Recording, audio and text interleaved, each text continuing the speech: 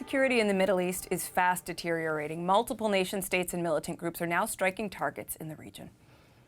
Israel continues to hammer Gaza as it fights its war against Hamas. It's also hitting Hezbollah targets in southern Lebanon. Hezbollah is likewise striking Israeli targets in northern Israel from southern Lebanon. Meanwhile, further south, the Houthis in western Yemen continue to target U.S. and U.K. ships in the Red Sea, as well as commercial freight vessels. In response, the U.S. and the U.K. are firing back at Houthi targets in western Yemen. The U.S. is also targeting militant groups in Syria and Iraq in retaliation for attacks on U.S. personnel in both countries. Further east, Iran is now striking targets in Iraq, Syria, and Pakistan.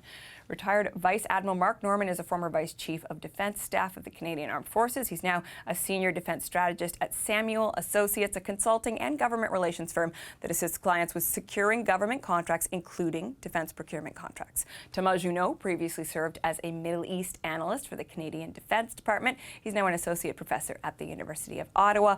Happy to have both of you to help put all of this in context, because as we just laid out, there is a lot going on.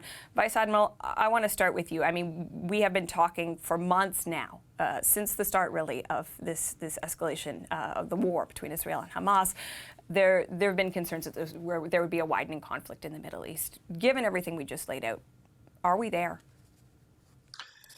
Well, if we're not there, we're getting very close. I'm not exactly sure where we would draw the line. My personal concerns have been the extent to which Hezbollah and the Israelis would get involved, and that appears to be underway. And I've been watching Iran very carefully, and their actions today are completely provocative. And although I'm somewhat bewildered by the targets they've chosen, they're clearly sending a message that they have the capability to strike inside the region, and they're obviously prepared to do so. So I think these are significant concerns. And of course, the Red Sea issues are fairly recent, but they have broader global economic implications as this goes forward. Thomas, is there a particular tipping point that you look at as evidence that this has become a wider conflict? The real tipping point that would bring us into a region-wide conflict, in which case we are in a different world. We have not crossed that tipping point yet, and I remain very cautiously optimistic, though I'm a bit shaky, but still optimistic that we won't reach that tipping point. It's full all-out war between Hezbollah and Israel. That's the game changer. As long as that doesn't happen, we are in a dangerous situation. There is localized fighting in Gaza, extremely serious. Now there is a linked but distinct theater in and around Yemen. But as long as Hezbollah maintains its calculus that it does not want all-out war with Israel, which is the case for now, we are not into the full regional war. If that changes, then we're in a different planet. Okay, let's look at a few of these conflicts and just try to make a bit more sense of what's going on. Vice-Admiral, on the Houthis, these U.S. and U.K. strikes have not shown any sign that it is deterring them. Is that at all surprising? Not really. Many of these launcher systems are mobile. As I understand it, they might have successfully destroyed 25%, maybe 30%. Clearly, the Houthis are being supported. They've distributed these capabilities, fairly widely. It's a bit of a needle in a haystack scenario for the Americans and the UK forces. And to be honest, they're having a significant asymmetric impact in terms of the fact that they're basically bloodying the nose of the West, and that is helpful in the broader anti-Western, anti-American narrative that's all through the Middle East at the moment. As we talk about the narrative, Thomas Juneau, the Houthis have said that this is retaliation for what is happening in Gaza. Is that the full picture of what's happening here? No. And the war in Gaza is a pretext for the Houthis. It's the catalyst. Houthi ideology since the beginning, even when they were a small insurgent group in northwest Yemen 30 years ago, their ideology was already very much anti-Israel, anti-American. So the foundation is there.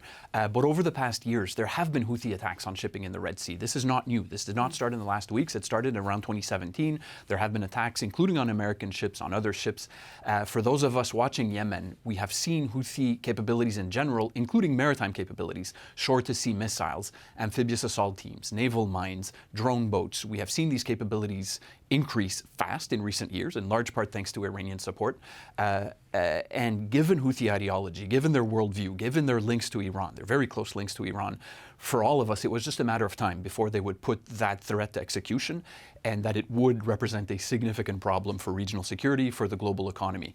The war in Gaza was obviously unpredictable, but it provided that pretext. And this is very important context because there might be a ceasefire in Gaza soon, maybe later, we don't know.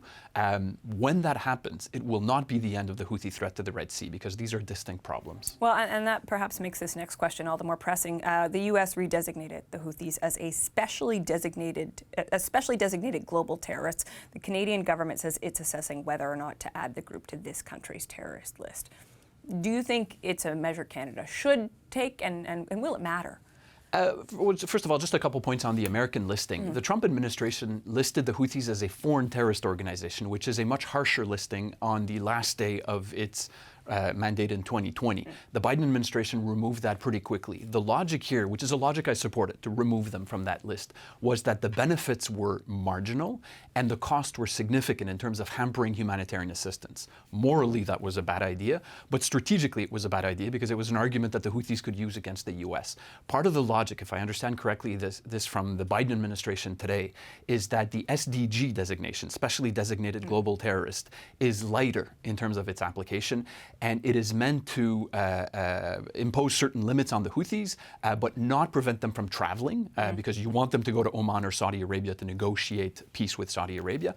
And it is meant to be not necessarily not prevent, but at least be less difficult in terms of obstructing humanitarian assistance. And that, at this point, given the tragedy in Yemen, it is essential. So does it matter whether Canada, in a fashion, follows suit?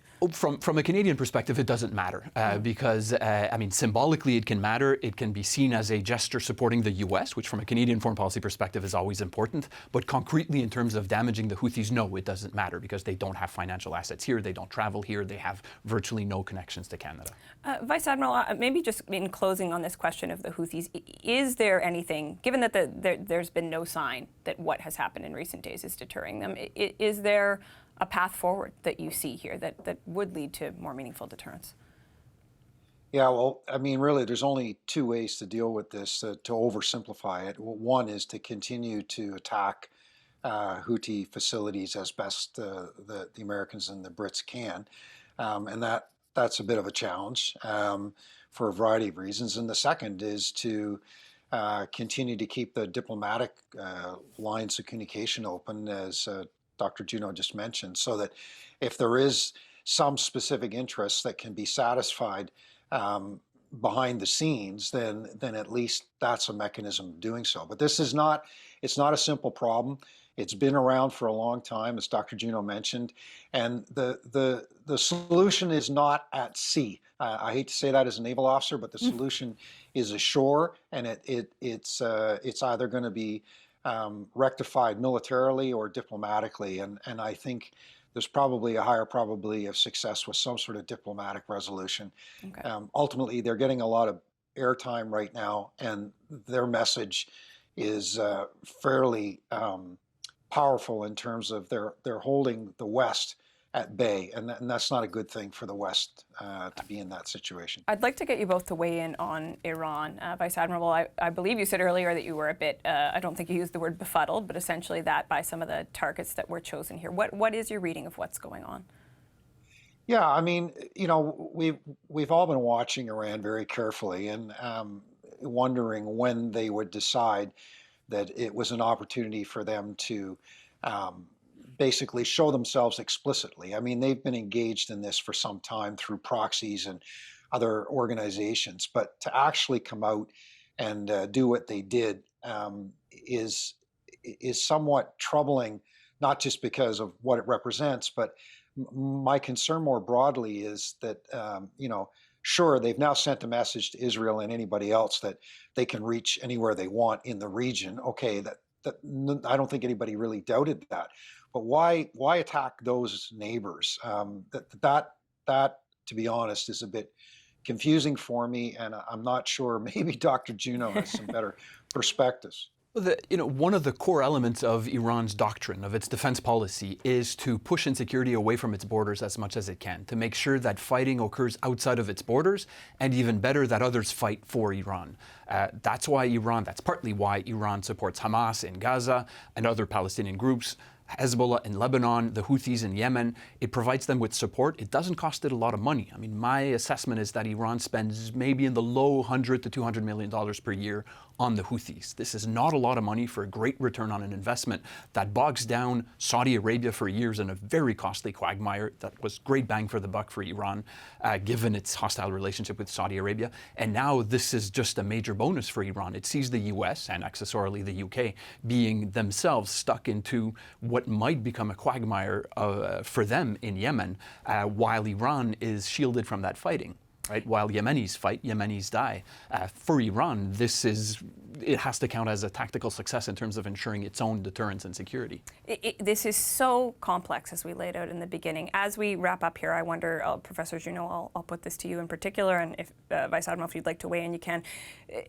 Obviously, the situation is going to continue to change. Is there a piece of context or sort of a lens that you look at this through that you would advise people to keep in mind as they try to make sense of the continual movement of what's happening? There are a lot of things that I could say to answer that question. I think one of them that I'll say, and I'll say it because it doesn't get said enough, is the humanitarian catastrophe in Yemen. And I've studied in Yemen. I'm a fellow at a think tank on Yemen. I follow Yemen. I speak to Yemenis on a regular basis. And the humanitarian catastrophe in Yemen is absolutely horrible. And it's been the case for years. And what we're seeing right now is going to make that worse. And this is not meant as criticism of any specific actor's policies. It's just the reality that what is extremely difficult will become even more difficult because of insecurity in the Red Sea, perhaps because of terrorist listings. We'll see exactly how that plays out. So that aspect is not going to get better before it gets worse. Not going to get better in the short term. Quick final word from you, Vice-Admiral?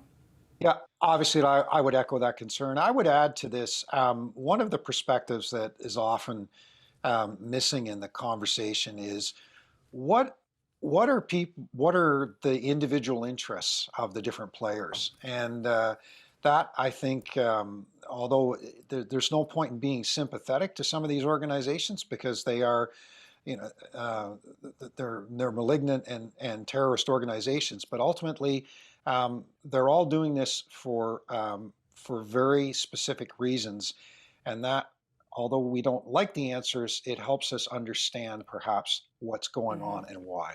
Yeah, and an important part of all of this. Thank you both so much for your perspective today. Really appreciate this.